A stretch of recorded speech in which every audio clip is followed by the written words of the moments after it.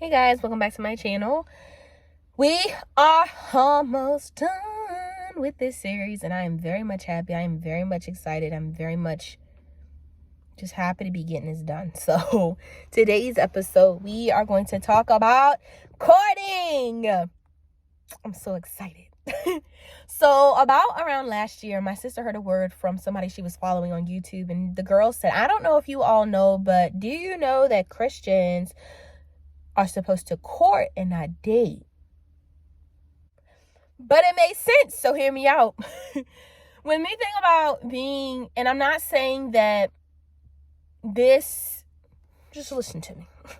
Just listen to me. She says that as believers, when we're thinking about our spouses and we're thinking about relationships, that we aren't supposed to be out here dating multiple people as the world dates. You know, people are dating to see, if I like you, if I want to be with you, I'll live with you. We're just going to see how this works. And you're doing every option but the getting married part. And the world is so nasty that they just perverted dating as well to let's have sex. Let's see if we're sexually compatible. Let's see if we're physically compatible, mentally compatible, emotionally compatible, all these things, right? And in the end, you're getting the traits of a marriage without the commitment. And people have grown so fond of this and so natural to this that it's sad and it's wrong. Now, don't get me wrong. God has had me in the past and even in the present now talk to people, not on a relationship level, because I let it be known I'm not dating, but it's nice to have a friend of the opposite sex who you can go out with, go get some food, have some fun, go bowling, golfing, whatever it is, but you will not necessarily be in a relationship, even dating, but just having a different platonic relationship with a member of the opposite sex. We can do that. And a lot of people don't like to do that because it's if you're not my husband, what's the point? What's the point of going out to dinner? What's the point of going out bowling? What's the point of this? What's the point of that? What's the good? And they get so fixated on, I'm out here looking for my man. So anybody that's my man and I'm inviting him into my camp has to be my man. He can't be anything like that. And I'm I was like that. And I did that because I wanted to be safe. I didn't want anybody to play with my feelings. I didn't want anybody to hurt me because I'm such an emotional person. And if it was a dude, it just necessarily had to be my husband because I'm a Christian and waiting for my husband, right? Wrong. I have grown so much in that department.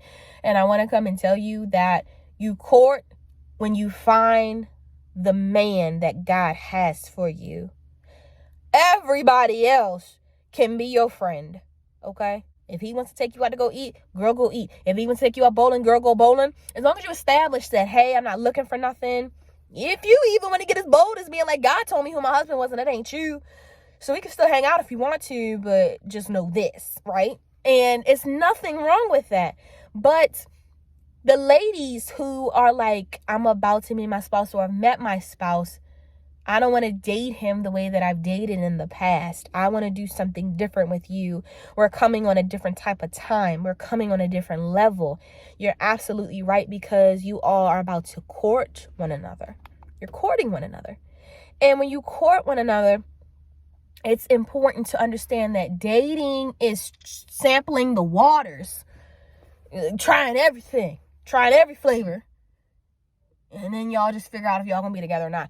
Courting is, I know you're going to be my spouse. Courting is, I know you're my man. I know you're my girl. I know you're my woman of God. You're my man of God, okay? Courting is, you're my man of God. All right? So we're going to do this right. We're going to start building in our courting. You're going to meet my family. We're going to be involved. I'm going to know what you do. I'm going to know what you love. You're going to know what I do. You're going to know what I love. And we're going to mesh together. And then let God do his work within us. Not dating and trying to figure out where you fit in here to make it look like it's supposed to work. Get that in your mind. So when God spoke to me last year, because I create a whole bunch of ministry resources, I don't really promote them on here. And God is getting on me with that, along with some other things that I will address. But he put on my heart last year to start a ministry and to create resources for the people that follow my ministry. And one of the resources that I created was something called Reversing the Effects of Dating. When my friend told me that Christians aren't supposed to date, but we're supposed to court, He put in my mind reversing the effects of dating. We have been so in this world, so entangled in this world, so coddled and just everywhere in this world, tainted in this world, that when we finally get a believer or a good man of God or a good woman of God, we're trying to date them when we need to be courting them. So a lot of people are like, I had to step back and take a break because you're not giving me what I need. And it's like, I'm giving you what I have. Well, what you have might not be what they need because you have not sat down and been like, God, how do I deal with your daughter? God, how do I deal with your son? I created this resource, and in the process of creating this resource, y'all, I got dragged. And I mean, I got dragged bad because he dealt with me woo, trauma, daddy issues, mommy issues, Jezebel spirits. Oh, he dragged me. He dragged me. And if you take it, he's going to drag you, but all for his glory. And I came out of making that course, and I took it myself. Even though I make it, I still take it myself. And I said, I have such a new view on this dating world that I don't even want it. Like, I'm so excited to court my man because I know, this is leading to the promise of God. And I can be intimate with him on another level that I will never be intimate with anybody else on this earth. I can give him not only my time and my mind and my emotions, and know that he's going to take care of it because we're going to be married. And then when we get married, I can give him my body and he won't leave me. He won't give me anything that is negative or demonic. It's a literal perfect union when you come together with your spouse after you've courted. And God is the level of it just goes up from here. Not saying you're not going to carry some bumps along in the road. Everybody has to go through that. But he broke down courting to me. Courting is like leading up to just that big phenomenal thing, which is marriage, which people just don't want to be a part of anymore because they've dated into marriage. They have not courted into marriage. When you date into marriage, it's different from when you court into marriage.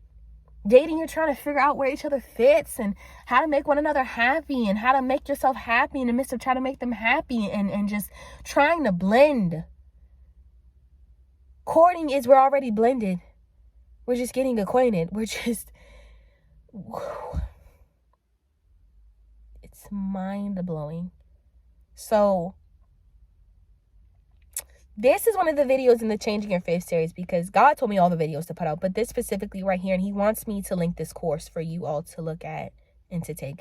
Now, I wanted it for free, y'all. I did, and I'm going to be the first to say that. I love me a good free resource, but God put on my heart that some ministries offer free resources, some do not. That is for a reason. It's going to cost you some change, but it's not overpriced. I'll say that.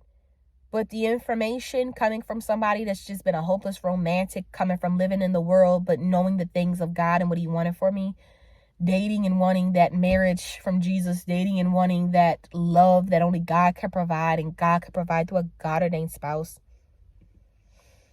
It blessed me. I made it. God partnered with me to make it, but when I took it, it still blessed me. So I'm going to leave that down below for you all and get into that quiet place with God and let him deal with you. Because you may be dating somebody and you're like, God, it's not giving, but I can't let them go because I love them. Or I know some women who've actually prayed their husband saved. But that's a calling. And that's something you can't mess with. If God has not called you to marry him and just pray and God will give him to you saved, you need to ask about that. But the majority of us, the rest of us, there's nothing wrong with going out with somebody of the opposite sex, going to dinner, having, let's say, an intimate moment. Intimacy is not sex. Sometimes you just connect with people, but they don't have to be who you're about to marry. You're going to meet with people that you just get with, you vibe with. And vibe is not a bad word either. You're going to vibe with them.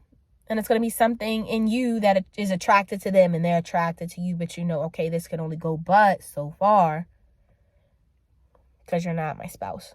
You're not my man of God, So I was renewed when I found out this information. I was renewed when I took that course. I was just renewed in a whole new way of thinking that I wasn't wrong growing up wanting my marriage. I wasn't wrong thinking that everybody was supposed to be my husband. I had the mindset to be married and to be fulfilled, and that I should be having sex with my partner. I should be having these intimate conversations with my partner. I should be crying to my partner.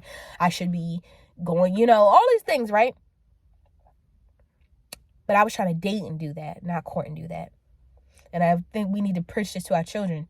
Like, you're going to have some people you connect with. It's going to feel like it's love. It's going to feel like, this could potentially go somewhere else. But if that's not your God-ordained spouse, leave it alone. And that's just that. So I hope this video blessed you. Of course, take everything into prayer. I will see you all in my next video. Bye.